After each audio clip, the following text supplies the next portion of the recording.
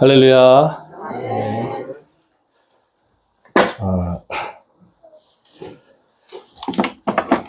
오늘 이제 설교가 이제 정치에 관련된 거예요. 그래서 이 정치에 대한 설교를 잘해야 되는데 잘못하면은 이제 목사가 잘리거나 그 전에 주님의 교회 거기 같은 경우에는 성도 절반이 나가더라고요. 갑자기 정치 설교를 했더니 그것처럼 참 되게 예민한 부분인 것 같아요. 정치에 대한 얘기를 한다는 게. 근데 저는 원래 정치에 관심이 없었어요. 그리고 교회에서 뭐 정치 얘기하냐 이런 쪽이었기 때문에, 그리고 막 선거 때 되면은 전에 있던 그 교회가 되게 큰 교회이기 때문에 항상 그 교회 입구 앞에서 이렇게 뭐 몇 번입니다. 잘 부탁드립니다. 이러면은 에이 뭐 이게 좀 이럴 때만 와가지고 막 이런 잘 보이려고 하냐 막 이러면서 이제 좀 꼴불견이다 막 이런 마음이 좀 있었거든요. 그래서 항상 이제 선거 때 되면은 엄마 누구 뽑아 빨리 기천이가 얘기해줘. 네, 엄마가 이제 차려주는 밥을 먹으려면 엄마가 말하는 사람을 뽑아야 돼요. 뭐 이번엔 누구다 그러면 그 사람 그냥 뽑고 가서 그냥 그렇게 그 정도 수준이었어요. 저도 그냥 개념이 없이 그냥 살아왔는데 이번에는 뭐 4월 10일 날 무슨 국회의원 선거가 있다고 하잖아요. 근데 대통령 선거도 관심이 없었는데 뭐 국회의원 선거냐 그럴 수 있는데 되게 시끄럽더라고요. 그래서 이제 전부터 저도 이제 아니 왜 이렇게 시끄럽냐. 특히 교회 안에서도 막 시끄럽고 저희 신학교에서도 정치적인 걸로 막 저 같은 전도사님들 목사님들끼리 싸우고 뭐 어떤 교수님은 나가고 막 이러시더라고요. 그래서 이거 왜 기독교 안에서 왜 이런 걸로 싸우지? 이제 이런 생각을 많이 했거든요. 제가 얼마나 정치나 이런 거 역사에 대해서 무지했냐면 우리나라랑 일본이랑 동맹국인 것도 몰랐어요. 여러분 혹시 아셨나요? 철천지 원수인지만 알았어요. 그래가지고 한일 축구한다 그러면은 꼭 이겨야 된다 막 이러고서 막 이랬는데 일제시대 뭐 이런 건 배웠으니까. 근데 생각해보니까 지금 정치적인 상황이 저도 이제 군대를 가고 만약에 미사일 지금 막 떨어지면은 당장 목사 이거 옷 벗고 가서 예비군 군복 입고 가야 돼요. 그 지역 거기로. 네. 근데 지금 저희 나라를 위협하는 게 북한이잖아요. 그래서 그 북한의 그 공격을 막기 위해서 또 중국이랑 그쪽을 이제 경계하기 위해서 한국과 이제 미국과 일본이 동맹국이었다. 충격이었어요. 헐. 전 철천지 원수인 줄 알고 사모랑 결혼한 거거든요. 주님께 잘 보이려고 원수까지도 사랑하러 갔습니다. 그랬더니 기껏 결혼했는데 동맹국의 사람이었어. 그래서 이것도 재혼을 해야 되나? 북한 여자랑 결혼해야 되나? 네. 그렇게 제가 무식했고, 반대로 또 북한이랑 휴전인 것도 별로 와닿지가 않더라고요. 전쟁 끝났고 다 행복하게 잘 살고 월드컵하고 그러길래 잘 사는 줄 알았거든요. 근데 어느 순간 보니까 세계가 지금도 이스라엘 막 전쟁하고 있잖아요. 저쪽은. 그리고 우크라이나 아직도 전쟁 안 끝났죠. 그냥 뭐 그런 건 이제 뉴스에 나오는 것도 이제 막 식상하니까 잘 안 나오고 그러잖아요. 근데 다들 그냥 지켜만 보고 있지 개입하지 않잖아요. 그죠? 근데 우리나라는 실제로 크게 이제 거의 3차 대전처럼 여러 나라들이 유엔 연합이 막 개입을 해가지고 거의 300만 명이 죽은 전쟁이라고 하더라고요. 그 역사상 2000년 역사상 7번째인가 그런 전쟁이래요. 그렇게 많이 죽였던 전쟁이라고 하더라고요. 그래서 그래 그건 옛날 얘기지 이제 끝났겠지 했는데 휴전 상태라네. 휴전이라는 게 그 경기 농구 같은 거 하다 보면은 중간에 삐삐 그러고서 잠깐 이제 막 작전하고 회의하고 이러잖아요. 그래서 다시 삐 그러면 싸우는 거예요. 네. 휴전이라는 거는 전쟁이 끝난 게 아니라 잠깐 쉬는 상태라고 하더라고요. 너무 편하게 산 것 같아, 근데. 그죠? 저희가 휴전과 종전을 이제 구분을 못 하는 것 같아요. 저는 이제 종전이라고 생각하고 살았거든요. 전쟁 끝났구나. 다들 행복하게 그냥 이제 먹고 살고 그냥 청약 붙고 좋은 아파트에 살면 되겠지 했는데 다시 삑 하면 싸워야 된대요. 네. 휴전 상태가 그렇다고 하더라고요. 근데 저도 뭐 그런 걸 뭐 그렇게 주변에서 알려주는 사람도 없고 심각하게 얘기한 적도 없고 부모님도 그냥 취업이나 잘해서 그냥 자식이나 낳고 살아라 그러지 휴전 뭐 이런 거 얘기해 준 적이 없으니까 휴전 상태라고 하더라고요. 그래서 이제 여러 사람들하고 얘기하다 보면 막 싸우게 되고 여러분도 이제 그런 정치 얘기하다 보면은 좀 얼굴 낯뜨거울 때도 있고, 이거 계속 얘기해야 되나 그럴 때도 있고, 그러시는 분이, 저 같은 분이 계실 것 같아서 좀 준비를 해봤습니다. 일단 교회에서 이제 정치 얘기하지 말아라 이런 사람들이 있죠. 뭐 얘기하려고 하면. 근데 이런 분들에게 좀 이제 하고 싶은 말이 좀 준비를 해봤어요.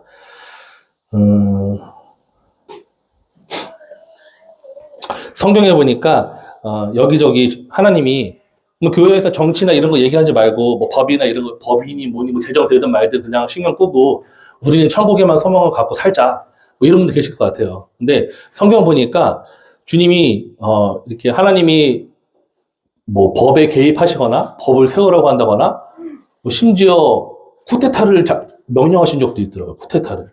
네. 이제 그런 말씀들이 나오더라고요. 이제 저번에 설교에는 제가 시간이 많이 부족하더라고요. 그래서 어제도 이제 기도하면서 주여, 이제 엊그제부터 이제 설교 준비하는데,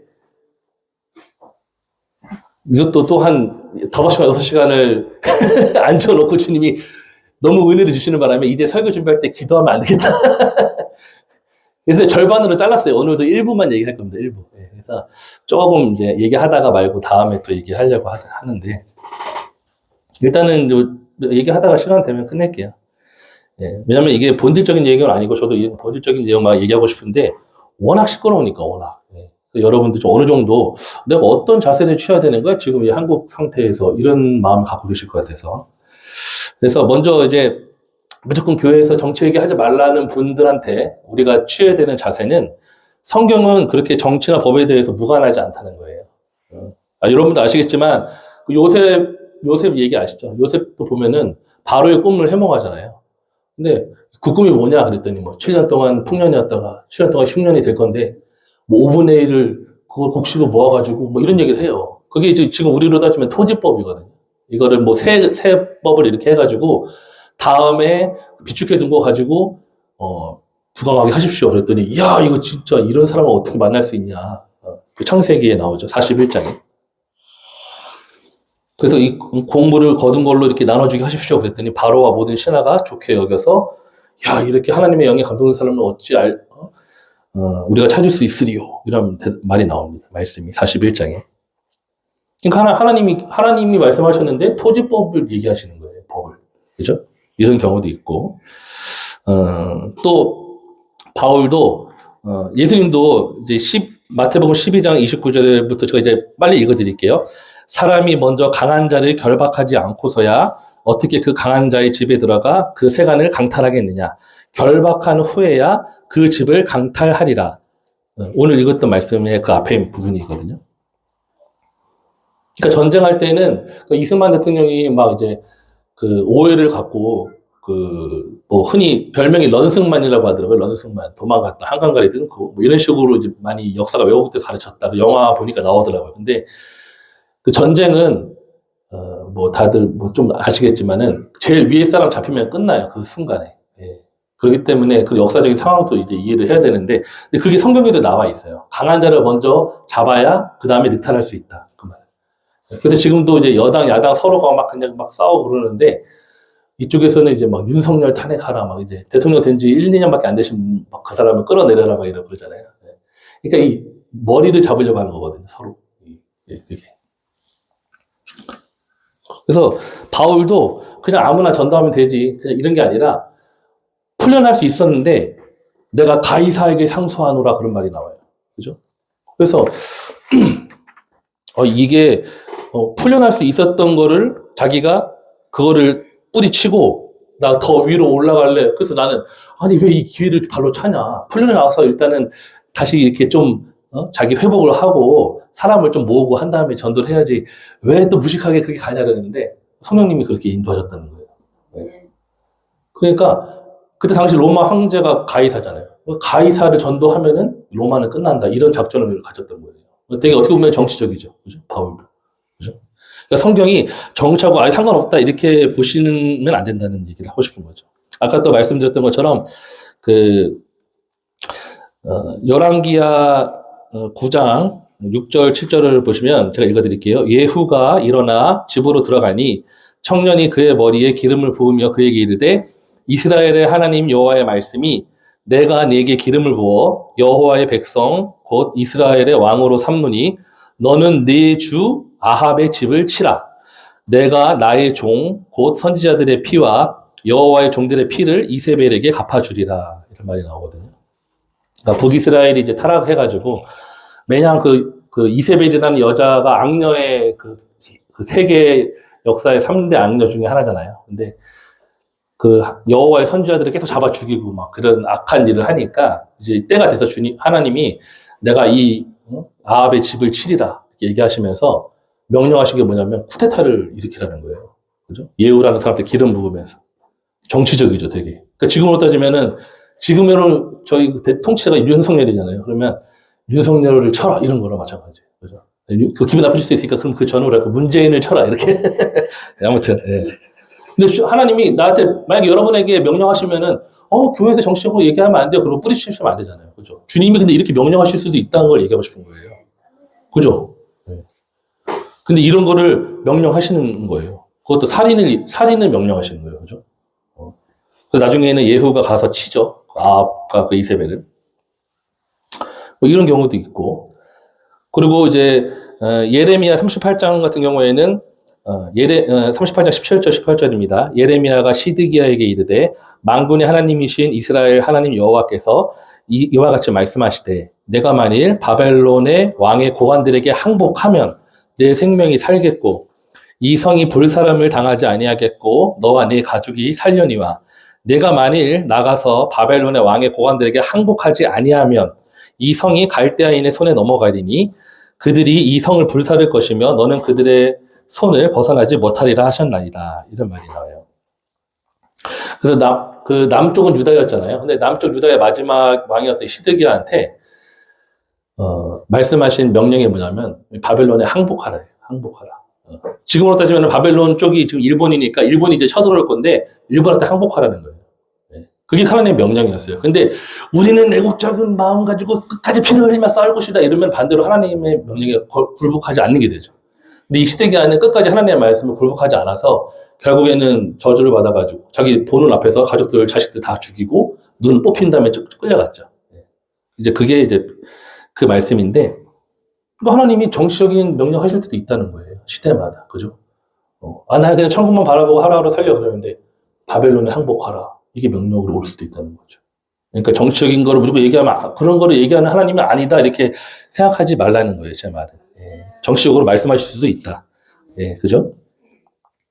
그리고 뭐 원수도 사랑하고 뭐 욕도 안 하고 이럴 것 같으신 이제 주님이 누가복음에 보면은 13장 31절 32절에 보면은 곧 그때에 어떤 바리새인들이 나와서 이르되 나가서 여기를 떠나소서 헤롯이 당신을 죽이고자 하나이다. 32절에 이르시되 너희는 가서 저 여우에게 이르되 오늘과 내일은 내가 귀신을 쫓아내며 병을 고치다가 제3일에는 완전하여지리라 하라 이런 말을 해요. 그러니까 예수님이 이제 헤롯이 바리새인들이 예수님 당신을 죽이려고 한대요. 노리고 있대요. 뭐 지금으로 따지면은 뭐 주사파나 북한의 간첩들이 당신을 노리고 있다고 합니다. 뭐 이런 식으로 그런 것처럼 그런 경고를 했어요. 그랬더니 예수님이 뭐 죽으면 죽으리라 뭐 이렇게 편하게 얘기하신 게 아니라 저 여우에게 이렇게 얘기하시거든요. 근데 여우라는 말이 우리나라 말로는 좀 욕처럼 들리지 않으니까 우리나라 욕으로 하면 뭘까요? 저 개가 나오겠지 개. 그러니까 주님도 악한 통치자들에게는 이렇게 욕을 하셨어요. 저 여우에게 이런 식으로. 악한 자는 악하게. 그리고 잠언에 보니까 잠언 17장 15절과 24장 24절인데요. 잠언 17장 15절은 악인을 의롭다고 하고 의인을 악하다고 하는 이 두 사람은 다 여호와께 미움을 받는 일이 이렇게 돼 있어요. 그러니까 전 누가 봐도 악한데, 그죠? 지금 야당의 대표로 나온 이재명 같은 경우에는 정과 사범이라고 알고 있어요. 그죠? 근데 그거를 의롭다. 이렇게 얘기한다거나 반대로. 그죠? 악한 건 악한 거라고 얘기해야 된다는 거죠. 근데 이 반대로 얘기하는 사람은 여호와께 미움을 받느니라. 이렇게 돼 있어요. 잠언 17장에는.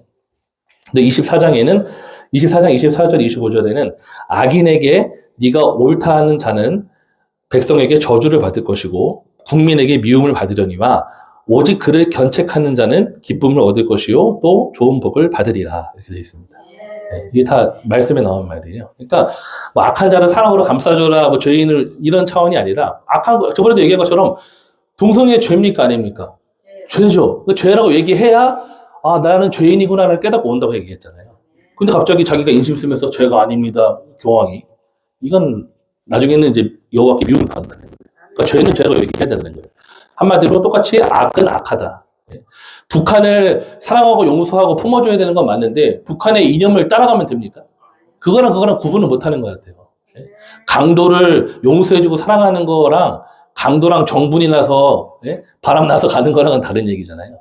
저도 이제 뭐 판문점에서 서로 사진 찍고 악수하고 좋게 전에 문재인 대통령이 그러길래 야 평화롭게 잘하나 보다 그랬어요. 나중에 알고 보니까 이제 아까 말한 것처럼 그걸 사람들이 용서하고 이게 아니라 이제 반대쪽 정분이 나는 거더라고 보니까. 그러니까 악한 거는 악하다고 얘기해야 된다는 겁니다. 네. 그리고 심지어 잠언 25장 5절에 보면은 왕 앞에서 악한 자를 제하라. 그리하면 그의 왕위가 의로 말미암아 견고히 서리라 이렇게 돼 있어요. 심지어 악한 자는 제거하라고 돼 있어요. 제거하라고. 말씀입니다. 이게. 그러니까 무조건 사랑, 뭐 교회에서 정치 얘기하면 안 되는 하나님은 그러실 리가 없다라고 착각하시는 분이 계시면 이런 말씀을 좀 해주셔야 됩니다. 그리고 우리나라에 단 100년 전만 해도 신분제도가 있었다네요. 뭐 나이 드신 분들은 알겠지만 상투 투고 뭐 이런 거 백정이 있고 양반이 있고 뭐 상놈이 있고 뭐 이런 거 저는 전혀 와닿지 않는데 나이 붙으신 분들은 아실 거예요. 그죠? 너 어디 가문이냐, 어디 손이냐, 뭐 어디 씨냐, 뭐 이런 거 따지고 그랬다 그러더라고요. 근데 그거를 폐지했던 사람이 선교사래요. 이거 너무 악하다, 안 좋다. 그리고 남자들은 집에서 양담에 뻑뻑뻑 하면서 그냥 그러고 있고 여자들이 옛날에 빨리 죽었대요. 애 낳고 돌보는 것도 힘든데 가서 밭에 가서 또 그 일을 시키고 막 이러니까 여자들을 남자들은 앉아서 책이나 읽고 막 이러고 있으니까 여자들이 빨리 죽었다고 하더라고요. 근데 이런 거는 악하다, 폐해야 된다 해가지고 고종황제한테 이렇게 얘기를 해가지고 그거를 폐지했던 그 선교사가 사무엘 무어라는 선교사라고 하더라고요. 그러니까 선교사들도 이렇게 정치에 개입을 한 겁니다. 네, 그죠? 그리고 심지어 이제 식인종이나 이런 선교지에 가는 선교사들은 그렇잖아요. 사랑으로 식인종인 사람들하고 같이 식인을 하면서 교제할 수 없잖아요. 그죠? 아, 이거 사람 앞다리살입니까? 맛있네요. 이러면서 교제할 수 없잖아요. 그렇잖아요. 그 식인제 폐지해야 되잖아요. 그죠? 가면은 그 나라의 법을 고친다는 거예요. 가서. 이거 악법이니까 폐지합시다. 이런 식으로. 그러니까 정치적인 거를 아예 개입하면 안 된다. 이게 아니라는 거예요. 잘못된 인식이 있다는 겁니다. 네. 네. 그리고 이번에는 이제 두 번째 입장인데요. 반대로 이제 이거는 조금 이제 뭐 좀 안 좋게 들으실 분도 있는데 이것도 좀 얘기를 해야 돼요. 왜냐하면 이 부분은 또 위험할 수 있는 부분이 있어서 반대로 이제 애국이 믿음이다 이렇게 하시는 분들이 있어요. 두 극단이죠. 한쪽에서는 정치적인 얘기하지 마라 이런 분이 있는가 하면 애국이 믿음이다 뭐 이런 분이 또 계세요. 그래서 저도 신학교에서 어떤 분이 그 정광훈 목사님이라는 분이 이제 광화문 운동을 많이 하시지 않습니까? 근데 저는 그때 그게 뭔지도 몰랐어요. 뭐 관심도 없고 정치에 그랬을 때였는데 광화문 운동 가네요. 그래서 그거 안 간다. 그랬더니 그러면 문재인 지지자구만 그러는 거예요. 그래서 나는 문재인이 뭐 하는 사람인지도 모르고 무슨 정책 하는지도 모르고 그냥 뭐 판문점에서 사진 찍고 이것만 알고 있었는데 광화문 안 나갔더니 나보고 문재인 지지자네요. 지지 잘해요. 아예 단정을 지어버리시더라고요. 그래서 상처가 됐던 적이 있어요. 네. 그래서 이 애국 이퀄 믿음이다. 근데 이거는 제 얘기뿐만 아니라 그 정광훈 목사님뿐만 아니라 전에 있던 교회에서도 되게 열심히 애국운동을 지금도 현재 하고 있지만 오영성 목사님이라고. 근데 항상 그 얘기를 하세요. 이 거듭나지 않은 사람이 성령받지 않은 사람이 애국운동 하면은 반드시 문제를 일으킨다.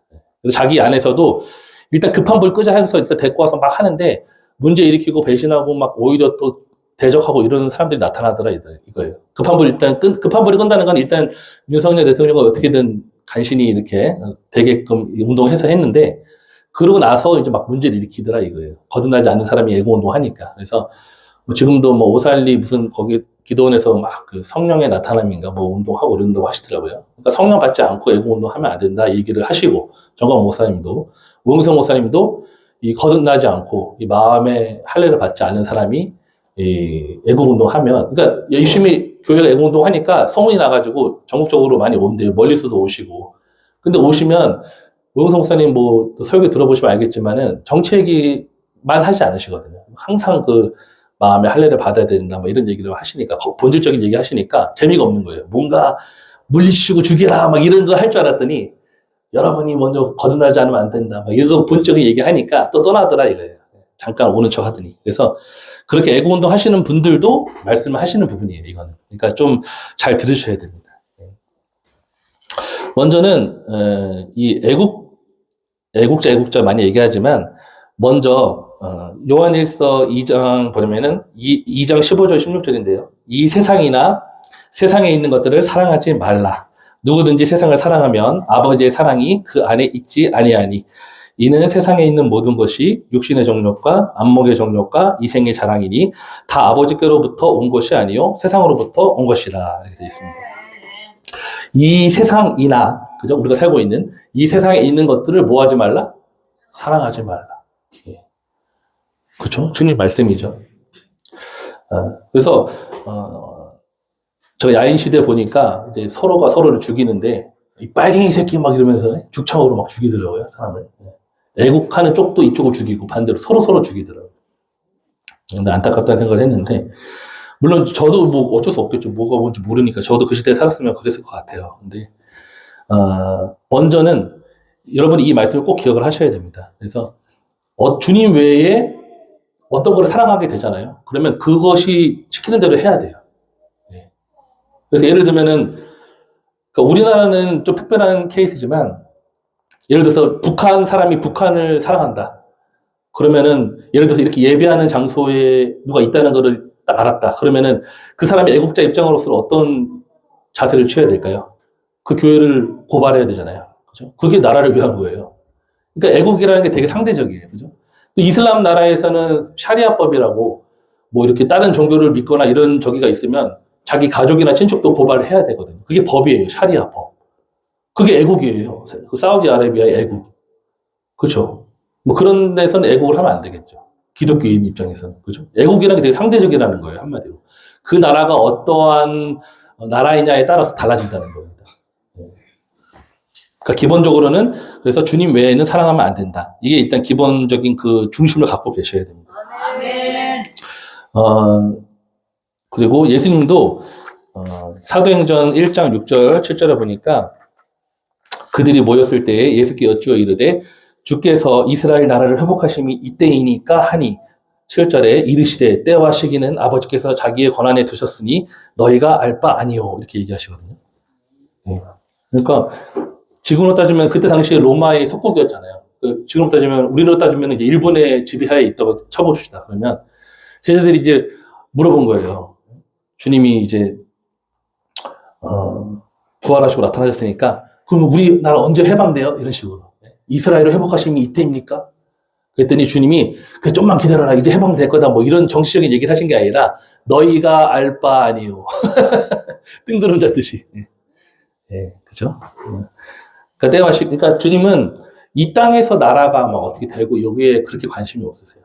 그러니까 아까는 극단이라고 했죠. 그러니까 막 정치적으로 막 교회 무조건 정치 신경 교회에서 정치 얘기하지 말라는 분들한테는 아까 그런 얘기를 좀 해주셔야 되고 반대로 막 애국이다 하시는 분한테는 조금 이제 좀 찬물 견진 얘기일 수 있지만 이 중심을 잡아야 된다는 얘기를 하고 싶은 겁니다.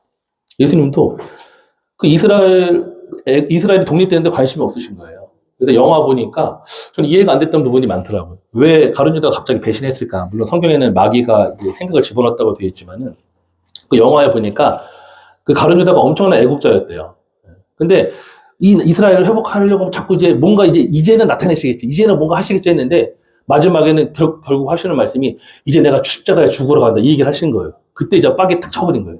아니, 기껏 믿고 따랐더니 혼자 뭐 십자가에 죽으러 간다 이런 얘기를 하시니까 이거 뭐야 별거 아니잖아. 뭣도 아니잖아 해가지고 팔 생각을 넣었다는 거예요. 그때. 예수 이거 팔아야겠다 이거. 뭐 착하게만 하고 병이나 고치고 다니고 이러지 뭐 나라를 사랑하지는 않네. 이런 마음을 가졌다는 거예요. 그러니까 이스라엘을 사랑하는 마음이 하나님 사랑하는 마음보다 더 크니까 예수를 배신하게 되는 거예요. 상대적이죠 되게. 그리고 그 바라바라 그 영화에 보니까 그 빌라도가 예수님을 이제 어떻게든 그 좀 뭐 여론을 좀 만들기 위해서 막 만신창이로 막 채찍을 때린 다음에 보여준 다음에 이렇게 피투성이 만신창이니까 이 정도 보여주면은 좀 누그러들겠지 해가지고 강도였던 바라바를 딱 보여주잖아요. 그래서 야 우리 6월절이면은 이제 이벤트가 있는데 한 명 풀어주는 전례가 있다. 지금으로 뭐 광복절 특사 이런 것처럼 누구를 풀어줄까? 그러면은 저 정도 때렸으면 됐다. 예수님 풀어줘 이럴 줄 알았더니 바라바라 그러잖아요. 그래서 군중이 미쳤나 이거 강도를 풀어달라 그러지 했더니 이제 영화에서 보니까 그 바라바가 죽인 게 그 로마 군인이더라고요. 그러니까 지금으로 따지면 안중근 의사처럼 그죠? 그 상대 적국에 그거를 죽인 거예요. 그러니까 얘네들 입장에서는 애국자죠. 그 바라바를 풀어달라. 저 힘없고 뭐 뭣도 없는 착하기만 하고 별로 쓸모없는 예수는 버리고 바라바 풀어달라 그러는 거예요. 이게 애국한다는 자들의 말로인 겁니다. 주님보다 사랑하면 이렇게 돼요. 예수님 버리고서.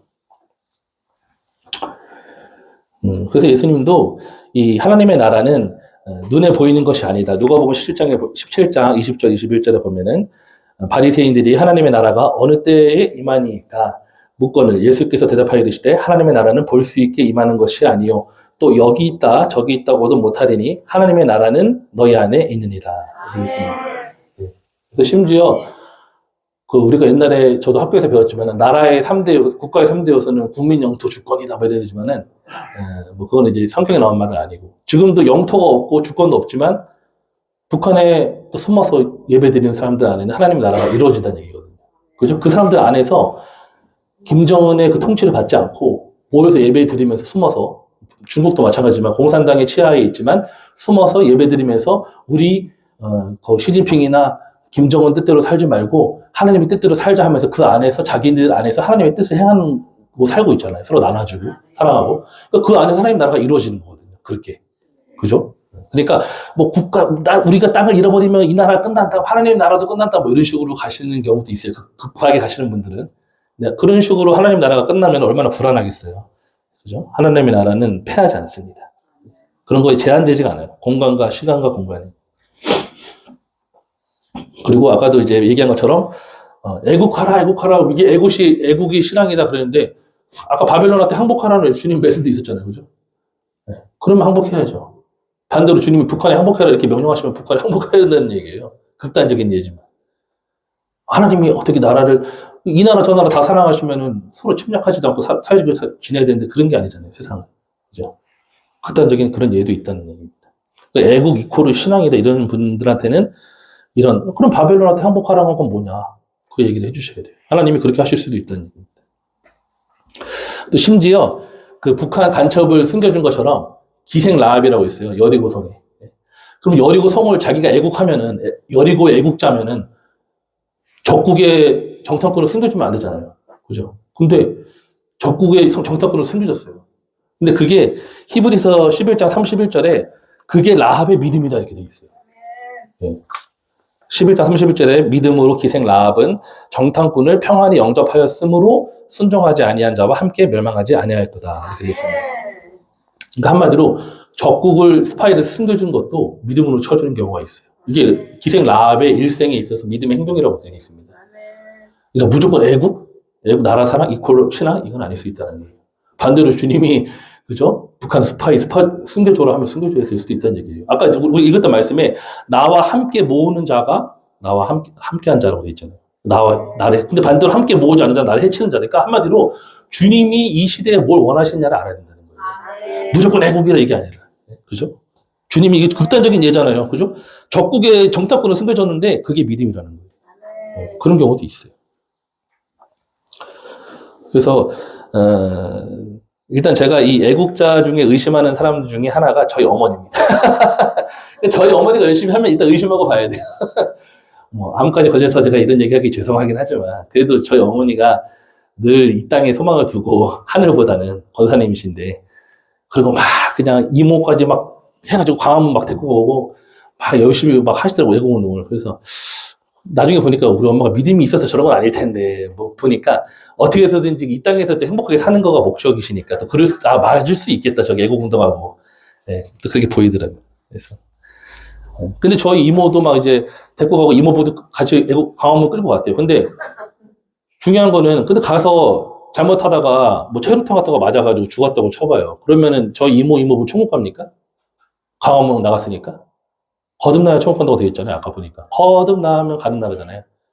그렇잖아요. 광화문 갔기 때문에 총무과예요? 아니잖아요. 예. 그러니까 그거를 구분해야 된다는 얘기예요. 예. 일단 저희 어머니가 열심히 하는 거는 의심하고 보면 좋아요. 그러니까 겸손해라 이겁니다. 겸손해라. 애국하는 게 자기 의가 돼가지고 안타깝지만 뭐 지금 뭐 안 계신 분이지만은 뭐 정경진 지사님이시죠. 예. 뭐 그분도 뭐 열심히 애국운동 하셨다고 알고 있어요.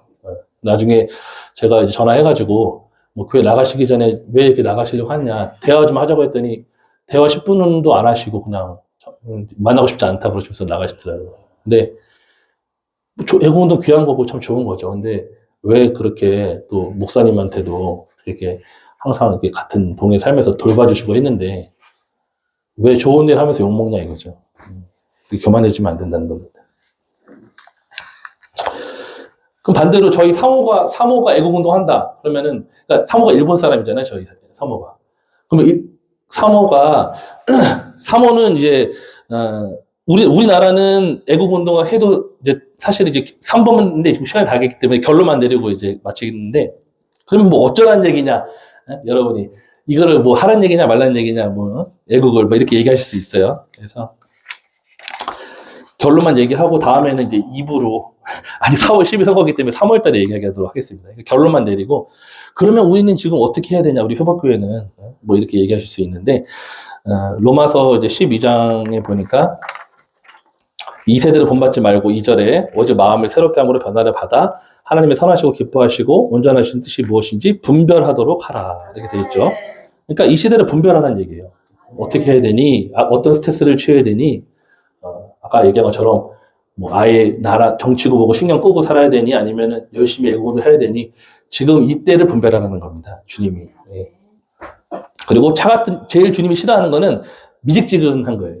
그래서 여러분이 영적으로 얼마나 성장했냐 분별하냐와 상관없이 우리 또 제주 4.3이라는 사건에 또 피해가 있으시지 않습니까? 그래서 보상도 받고 그러셨는데 우리 목사님도 제주 4.3 사건이라는 게 갑자기 와가지고 너 공산당 안 하면 죽어 그래가지고 알겠습니다 했더니 나중에는 반대로 이제 진압군이 와가지고 너 그때 왜 사인했어서 양민들이 엄청 죽었 사건이잖아요. 근데 마찬가지로 지금 나라가 되게 크게 양분화되고 있고 영적인 전쟁이 있는데 나는 중립 이루고 있으면은 그거를 중립이라고 살려주진 않아요. 주님도 그걸 싫어하십니다. 주님도 요한계시록에 보니까 네가 차갑든지 뜨겁든지 해라. 미지근하면 토하여 내치라 이랬어요. 그러니까 주님의 뜻이 애국 쪽에 가까이 있으면 여러분이 뜨겁게 애국을 하셔야 되고 그러라는 얘기예요. 그러니까 이거 너저도 아니고 이렇게 중립을 취하면 중간은 가겠지 이게 아니라는 겁니다.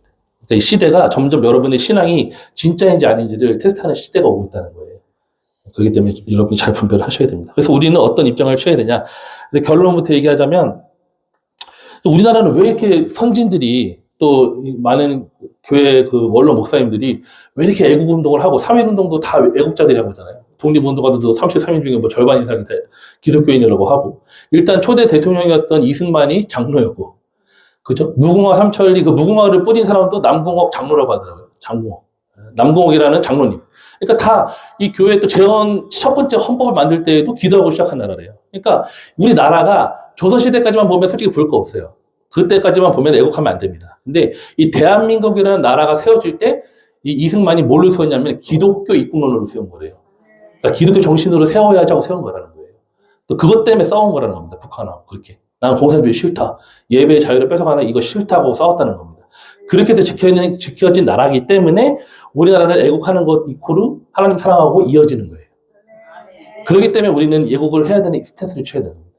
이거는 다음에 제가 이제 2부로 때 얘기를 할게요. 근데 만약에 우리 사모가 일본을 사랑한다? 그러면은 저는 말리겠죠. 야, 일본에 그 기독교 뭐 관련된 거 있냐? 없다. 일본 사랑하지 마. 그죠? 그럼 일본인으로서 일본 사랑하면 안 되는 거예요. 그렇잖아요. 천황폐하 만세, 반사이 그러면서 네? 기독교인 찔러 죽일 거 아니에요. 그죠? 옛날에 만약 군국주의의 그 정신이 있다고 한다면. 그러니까 어떤 나라도 하나님하고 관련되지 않은 거면 애국하면 안 돼요. 근데 우리나라는 그러니까 우리나라는 그럼 뭐냐? 우리나라 뭐냐? 그게 여러분이 대답할 때 딱 이 5글자를 기억하세요. 특별 케이스. 특별. 야, 우리나라는 특별 케이스야. 원래는 이 땅이나 이 땅에 있는 것들 사랑하면 안 되지만 이 세상이나 이 나라 자체가 기독교 입국론으로 세워진 정신으로 세워졌기 때문에 사랑해도 돼. 이렇게 되는 거예요. 그러니까 여러분이 좀 궁금하시면 제 설교 듣는 것도 좋지만은 그 건국전쟁이나 한번 보시면 좋을 것 같아요. 진짜 그런 정신으로 세웠더라고요. 아직까지 개봉 중이니까 시간 되시는 분들 걱정해서 또 보시고 이런 나라에 살게 해주신 주님께 감사하면서 또 살았으면 좋겠습니다. 네, 다음에는 이제 조금 더 이제 깊게 여당이냐 야당이냐 뭐 이런 것도 좀 얘기하면서 얘기를 하겠습니다. 네, 다음 달에는 네. 기도하고 마치겠습니다. 하나님 아버지 감사합니다. 정말 주님하고 함께 모으지 않는 자는 나를 해치는 자라고 말씀하신 그것을 잘 기억하면서 주님이 관심 있어 하는 것에 우리가 관심이 있고, 주님이 또 사랑하는 것에 우리가 사랑하고, 주님이 반대로 죽이라고 하는 것에 죽이고, 주님이 미워하라고 하는 것에 미워하는 우리 회복교회 성도 될 수 있도록 또 이 시대를 분별해서 정말 주님께 칭찬받고 또 많은 길을 잃고 헤매는 자들을 올바른 길로 인도할 수 있는 그런 교회 될 수 있도록 은혜를 더하여 주시옵소서. 감사함 예수님의 이름으로 기도했습니다. 아멘.